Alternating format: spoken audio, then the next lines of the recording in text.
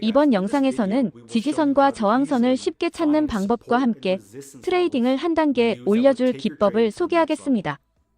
먼저 기본적으로 지지선과 저항선은 정확히 무엇일까요? 지지선과 저항선은 과거에 가격이 반응했던 영역이며 미래에도 다시 반응할 가능성이 있는 영역입니다. 그렇다면 왜 지지선과 저항선을 그려야 할까요? 왜냐하면 가격이 이러한 선으로 회복되면 거래 기회가 발생하므로 선을 미리 그려두는 것이 좋습니다. 그럼 지지선이나 저항선을 식별하기 위해 찾아야 할 특정 기준을 지금 알려드리겠습니다. 첫째, 최근에 가격이 도달한 최고점과 최저점을 찾습니다. 둘째, 특정 가격에 여러 번의 눌림을 찾습니다. 많을수록 좋습니다. 셋째, 명확해야 합니다. 차트를 봤을 때 바로 인식할 수 있을 정도로 뚜렷한 수준이어야 합니다. 다시 말하지만 바로 눈에 띄어야 합니다. 즉, 차트를 볼 때 복잡하게 분석할 필요 없이 한눈에 지지선과 저항선을 찾는 것이 중요합니다. 넷째, 가격 변동이 급격했는지 확인해야 합니다. 다섯째, 지지와 저항의 역할을 모두 했는지 확인해야 합니다. 여섯째, 최근에 지켜졌거나 만들어졌는지 확인해야 합니다. 매우 중요한 내용입니다. 지금까지 나열한 기준이 충족해야만 지지 또는 저항이 되는 것은 아니지만 더 많은 기준을 충족할수록 신뢰도와 강도가 더욱 높아집니다. 이제 차트로 들어가서 이러한 각 특성을 분석해 보겠습니다.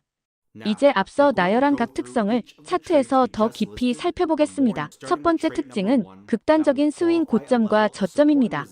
즉, 가격이 최근에 도달한 가장 높은 가격과 가장 낮은 가격을 의미합니다. 그래서 차트를 보면 가격이 상승하여 반전된 것을 볼 수 있으며 이 지점이 극단적 스윙 고점으로 정의할 수 있습니다. 마찬가지로 가격이 하락하다가 반전했고 이는 최근 가격이 가장 낮은 지점에 도달하여 지지선이 되었습니다. 이렇듯 가격이 높은지 낮은지 관계없이 무조건 거래를 하지 말고 항상 가격 변동을 기다려야 합니다. 두 번째, 지지선 또는 저항선의 눌림 반응입니다. 눌림이 많을수록 좋습니다. 보시다시피 가격이 4번 내려갔고 매번 여기에서 반등되었습니다. 이것은 4번의 눌림으로 강력한 지지선이 되었습니다. 왜 이것이 중요할까요? 여러 번의 눌림은 이 선에서 여러 번 반응했음을 보여줍니다.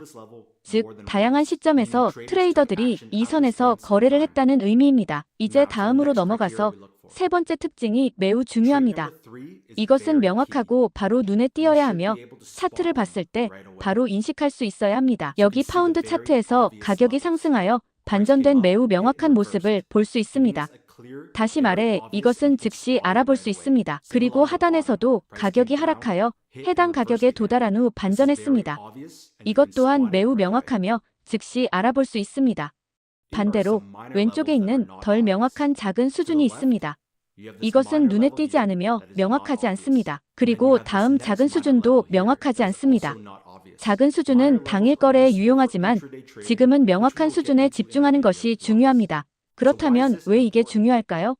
명확한 수준일수록 더 많은 트레이더들이 그 수준에 집중하게 되어 거래를 실행할 확률이 높아지기 때문입니다. 다음 네 번째 특징은 가격이 해당 수준에서 단순한 작은 반등이 아니라 급격하고 의미 있는 움직임을 보였는가입니다.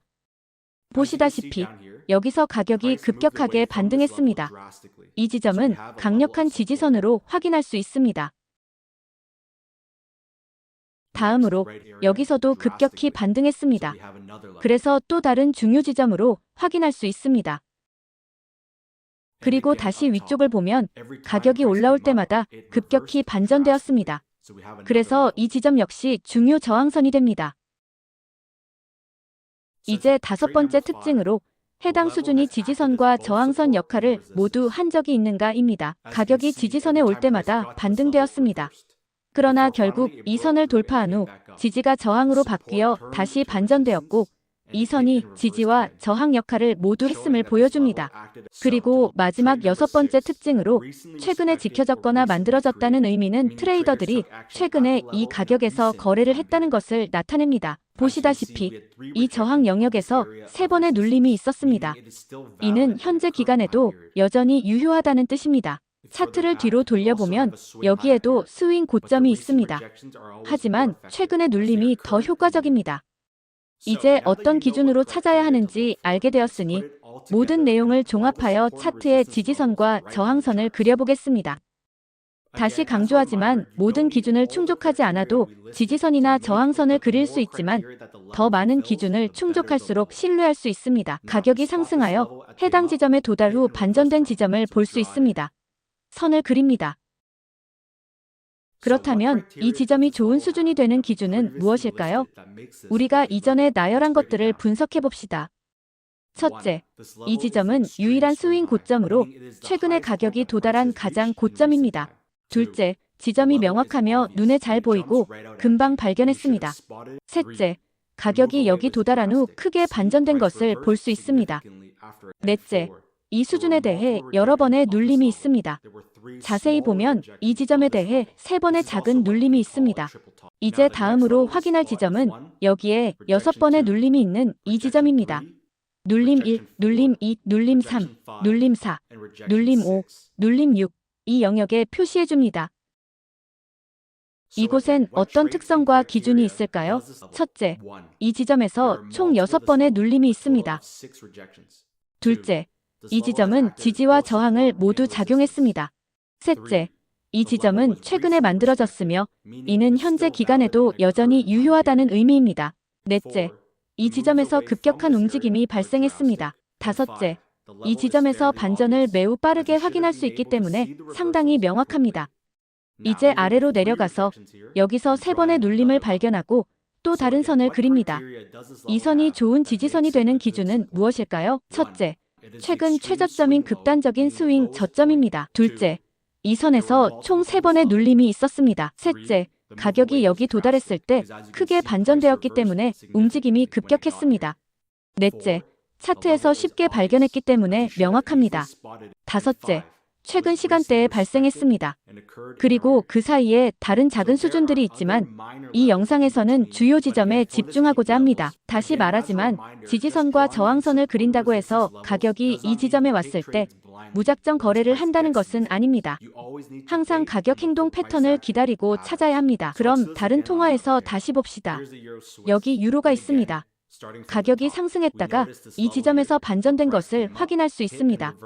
여기에 선을 그립니다. 이 지점은 어떤 기준을 만족합니까? 첫째, 극단적인 스윙이 있었고, 둘째, 급격한 변화가 있고, 셋째, 명확합니다.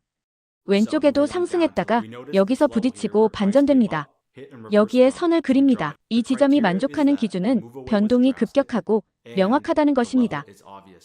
이제 오른쪽을 보면 상승하다 여기 부딪히고 반전됩니다. 여기에 선을 그립니다. 역시 만족하는 기준은 변동이 급격하고 명확하다는 것입니다. 또 다른 지점을 발견하고 구역을 표시합니다. 이 지점은 우리가 원하는 많은 기준을 포함하고 있기 때문에 매우 중요합니다. 특성이 많을수록 더 좋습니다. 첫째, 여러 번의 눌림이 있었습니다. 둘째, 지지와 저항 모두 작용했습니다. 셋째, 급격한 변화가 있고, 넷째, 명확합니다. 마지막으로 넘어가겠습니다. 여기서 하락한 후 반전된 것을 확인할 수 있습니다.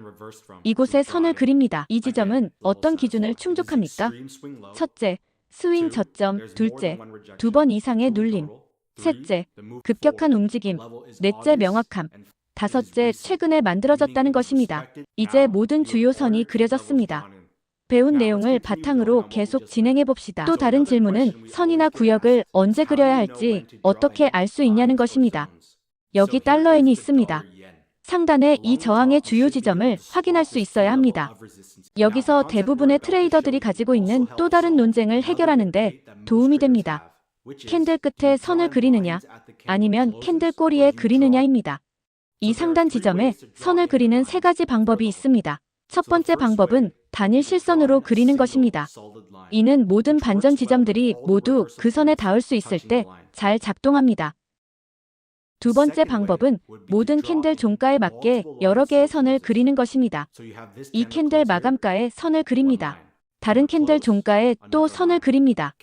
또 다른 종가에도 선을 그리고 또 다른 선을 그립니다. 계속해서 선을 그리는 방법입니다. 하지만 차트가 복잡하고 혼란스러울 수 있습니다. 우리는 항상 차트를 가능한 깔끔하게 유지해야 합니다. 그래서 우리가 선호하는 방법은 이렇게 구역을 그리는 것입니다. 이렇게 하면 전체 영역을 포괄하여 캔들 종가와 꼬리를 모두 포함할 수 있습니다.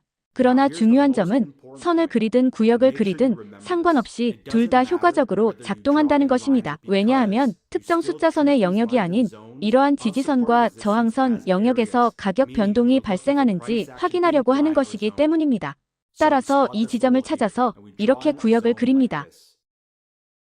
아마도 왜 이 지점을 고려하지 않았는지 궁금해하고 있을 것입니다. 팁을 드리자면 큰 영역을 그리지 말고 가장 많은 접촉과 지점을 수용할 수 있는 작은 영역을 그리는 것이 좋습니다. 예를 들어 이 큰 영역을 그려서 낮은 지점을 포함시켜 보겠습니다. 그러면 첫째 복잡해 보이고 둘째 여러 시간대를 사용하면 이렇게 큰 영역은 혼란을 줄 수 있습니다. 그래서 가능한 많은 지점을 터치할 수 있는 더 작은 레벨을 만들기로 했습니다. 그리고 이 지점은 잘못된 돌파로 간주될 것입니다. 왜냐하면 지지선을 돌파하면 계속 하락할 것이라고 가정하지만 결국 급격히 반전되는 큰 모멘텀 캔들을 볼 수 있기 때문입니다. 그래서 많은 공매도 트레이더들을 속이기 때문에 중요한 캔들 뒤에 이렇게 큰 캔들이 재미있는 것입니다. 그리고 마지막으로 가장 저점의 선을 그립니다. 보시다시피 주요 지점이 포함된 깔끔한 차트가 생겼습니다. 다시 말해 우리가 그린 지점 사이에는 다른 작은 지점들이 있지만 간단하게 그려야 합니다. 구독과 좋아요는 더 좋은 영상을 만듭니다.